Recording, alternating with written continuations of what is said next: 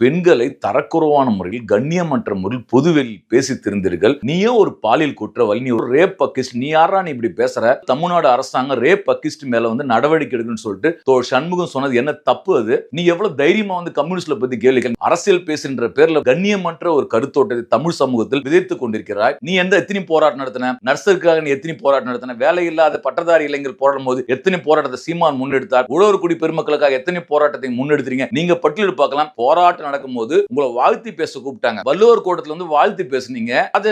போராட்டம் நடக்கும்போது வாழ்த்து பேசுனீங்க. போராட்டத்துல வாழ்த்து பேசி உனக்கே இவ்வளவு வாய் கொழுப்பு இருக்குன்னா அந்த போராட்டத்தை நடத்தி திட்டமிட்டது நாங்க தான்.